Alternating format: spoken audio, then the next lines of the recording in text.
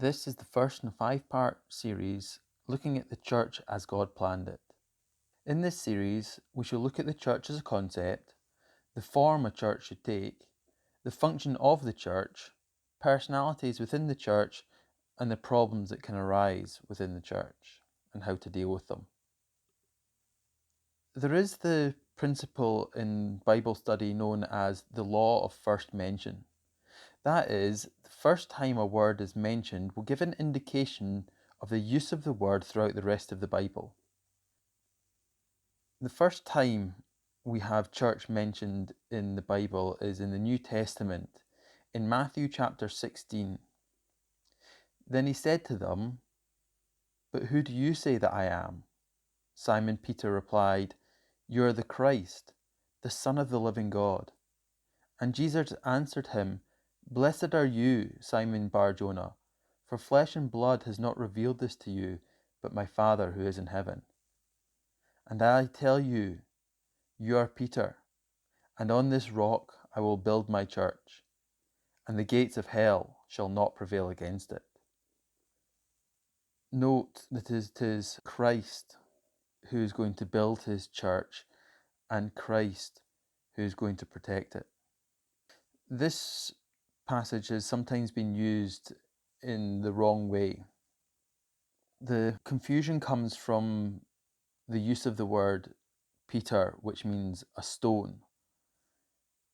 So on first reading, knowing this, that Peter means stone, you might think that Jesus is saying, "I tell you, you are," instead of Peter, "a stone, and on this rock or stone I will build my church," as in, I will build my church upon Peter, upon the stone, upon you.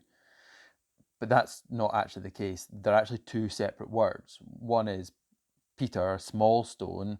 The other one is rock, a large stone. Okay, so it's not Peter that is going to be built upon. It is the statement that Peter made that is going to be built upon. We can see this just a few verses later when Jesus turned to Peter and said, "Get behind me, Satan. You're a hindrance to me, for you're not setting your mind on the things of God, but on the things of men." Here we see within a few verses, he is just a man, and he is not perfect in any way. It is the statement that is the rock. You are the Christ, the Son of the living God. When the day of Pentecost arrived, they were all together in one place. And suddenly there came from heaven a sound like a mighty rushing wind, and it filled the entire house where they were sitting. And divided tongues as of fire appeared to them, and rested on each one of them. And they were all filled with the Holy Spirit, and began to speak in other tongues, as the Spirit gave them utterance. This moment, the day of Pentecost, is considered by most people who have studied the Bible to be the day that the church begins. It is the moment when the Holy Spirit first permanently indwelt humans. In the Old Testament, the words that are used of the Holy Spirit is usually, "and the Holy Spirit came upon somebody," rather than filled them. Later, the Bible will talk about the indwelling Holy Spirit. This is the comforter that Jesus promises in the gospel. Most people would agree that this was the first day that the church existed. So whether you eat or drink or whatever you do it all for the glory of God. Do not cause anyone to stumble, whether Jews, Greeks, or the church of God. You'll note that in the Gospels, it usually talks of Jews and Gentiles, or Jews and Greeks. Now, however, there's a new classification of people. It is the Jews, the Gentiles, and the Church of God. This would indicate that although the very earliest members of the church were Jewish, it does not mean that the church is a continuation or alteration of the house of Israel. It is a completely separate and new thing. That's why we have the Jews, the Greeks, or the Church of God. I, therefore, a prisoner for the Lord, urge you to walk in a manner worthy of the calling to which you have been called, with all humility and gentleness, with patience, bearing with one another in love, eager to maintain the unity of the Spirit in the bond of peace. There is one body and one Spirit, just as you are called to one hope that belongs to your call, one Lord, one faith, one baptism, one God and Father for all, who is over all and through all and in all. There is one universal church, into which we have all become a part upon salvation. This is not to be confused with the local church. You will note the expectation of love, humility, gentleness, patience, and uniformity in the faith and doctrine. This is a far step from where we find ourselves at the moment. We want you to know, brothers, about the grace of God that has been given among the churches of Macedonia. Here we see something a little different.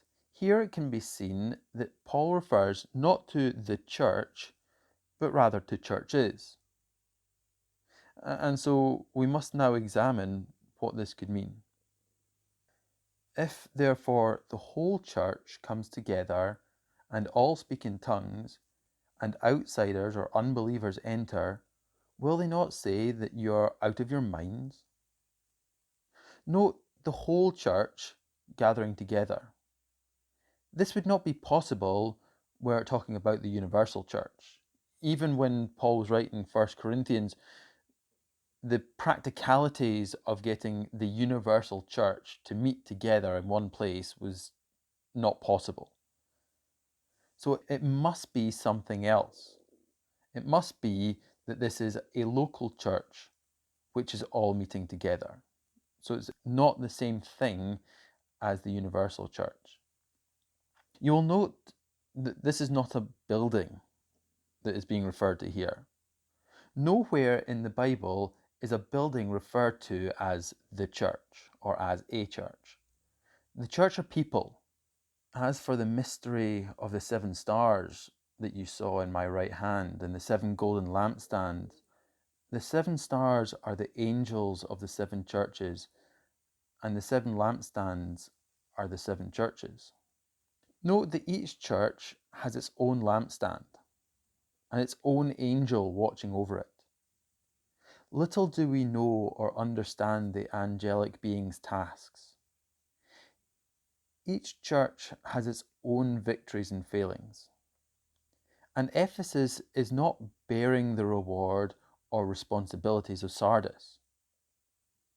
These passages that we've just read, when taken together, would show us that there is the universal church, which includes every Christian who has ever lived.